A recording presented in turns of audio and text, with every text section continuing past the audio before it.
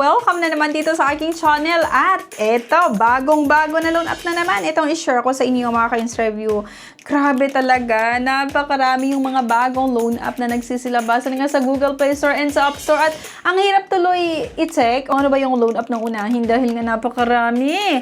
At ito ang loan app na ito, itong Color Max Loan App Quickly daw. Ayan, di ba? Color Max. Parang hindi siya related sa utang. Pero, ayan, loan app pa rin na naman daw ito. Color Cash Max, no? So, kung mapapansin niyo dito sa pinakababa niya, ha, may nakalagay na 1,000 hanggang 40,000 pesos daw yung pwedeng mahiram. Pwede daw i-upgrade nga yung limit.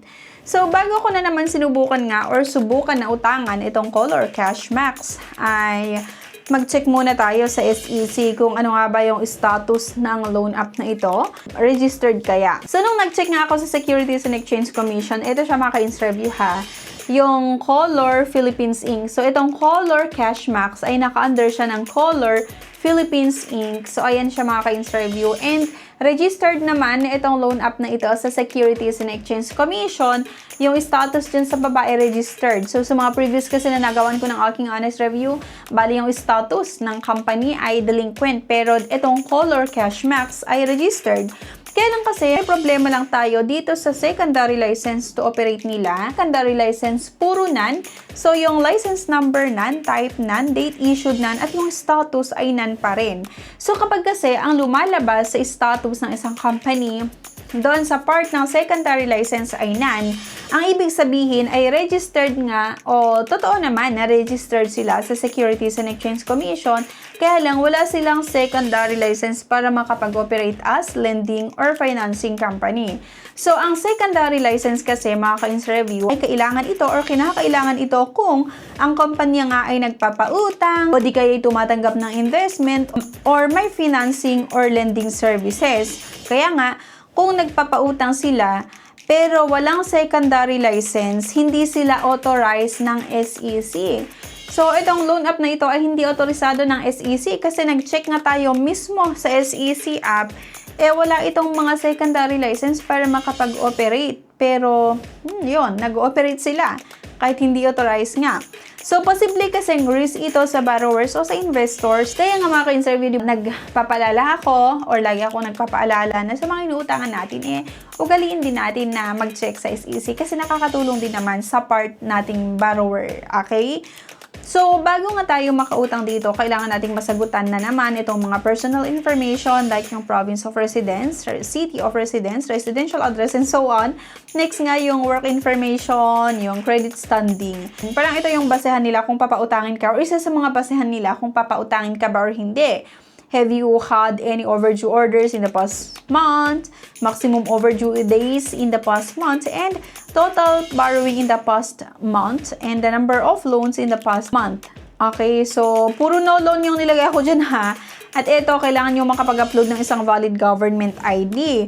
So, pagka next ko mga ka-ins review, ito yung lumabas. May mga pagpipilian ako like itong Color Cash Max, na kung saan makakautang daw ako ng 700 hanggang 30,000 pesos. Pero meron din namang iba like itong Money Rush, di ba? Money Rush na kung saan pwede daw umutang ng 700 to 30,000 pesos.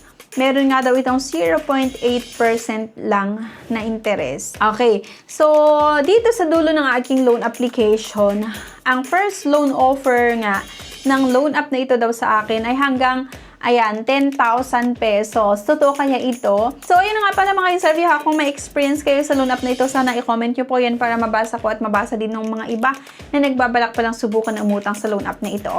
So, yun nga, 10,000 pesos daw yung first loan offer sa akin. Merong 120 days na terms or halos nasa 4 months. And then, amount received, 9,992, diba? So, kung totoo sana ito mga ka-ins review ha, edi abay okay sana utangan to kasi medyo malaki yung first loan, like 10,000 pesos. Ang matatanggap ay 9,992, so halos parang matatanggap mo ng buo yung utangin mo. Service fee lang na ikakaltas nila ay 8 pesos. Kaya nga 9,992 yung matatanggap daw. Then yung interest lang ay 320. So date of application December 23 at yung last due date ko nga ay sa April 22, 2026. Meron silang nilagay na breakdown or repayment plan. So, ang first due date ko, di ba, akalain mo ang date ngayon ay December 23, pero ang first due date ko daw ay sa February 1, 2026, na kung saan magbabayad ako ng 3,060 pesos. Next due date ko ay sa March 13, 2026, 2,740. Ang last payment ko ay sa April 22, 2026 na kung saan magbabayad ako ng 2,740 pesos.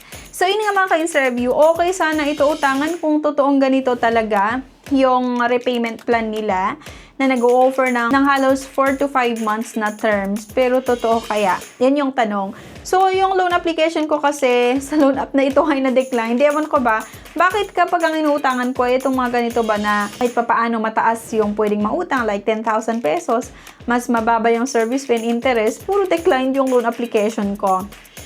And yun nga, hindi ako sure kung ganito ba talaga magpautang yung loan app na ito kasi declined yung loan application ko. Kaya naman mga ka-interview, sana kung meron kayong experience sa loan app na ito, like approve yung loan application nyo, sana i-comment nyo po yan sa baba para mabasa ko at mabasa din ng mga iba na nagbabalak subukan na umutang dito. And syempre may share ko na rin sa iba, diba? Sa ibang social media account natin para ma-inform natin yung mga nagbabalak na subukan ng i-download yung loan app na ito na, or utangan yung loan app na ito. Okay?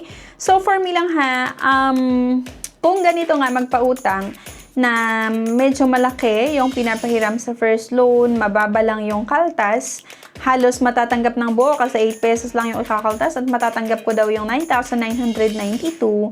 And then, itong repayment plan pa nila ay okay siya ha kasi, di ba, December, January, February, March, April, halos 4 months yung ino-offer na payment terms. Kaya okay sana talaga kung totoo ito. So, decline nga kasi yung loan application ko kaya hindi ko maipakita sa inyo yung totoong breakdown talaga or repayment plan ng app na ito. Pero, ayun nga, sana i-comment nyo yan sa comment section. So, nasa sa inyo pa rin mga ka-interview kung gusto nyo subukan yung loan app na ito. Pero kung ako yung tatanungin nyo, kung meron naman tayong ibang mga pwedeng paghiraman, ay doon na lang, di ba? Wag na sa mga loan app kung ayaw nyo na sobrang stress yung ma-experience nyo. And by the way pala, kung naghahanap kayo ng ibang legit talaga na pwedeng mautangan online, ilalagay ko na lang din yung link sa comment section. By the way, pwede kayong makautang sa bangko na may 100% online yung application. Ilalagay ko na lang din yung link sa comment section. So, click nyo lang yung link na yan para makapag-try or masubukan na umutang. And kung naghahanap din kayo ng credit card na may 0% annual fee forever, may offer din ng Union Bank. So, ilalagay ko din sa comment section. And yung iba pa na loan app na pwede nyong subukan na utangan. Pero disclaimer lang ha, wala akong kinalaman sa anumang desisyon na gagawin mo. So, ugaliin natin na basahin yung mga terms and condition bago umutang at gumawa ng sarili nating research bago umutang. So, yun lang. Thank you for watching and see you sa aking next video. Bye!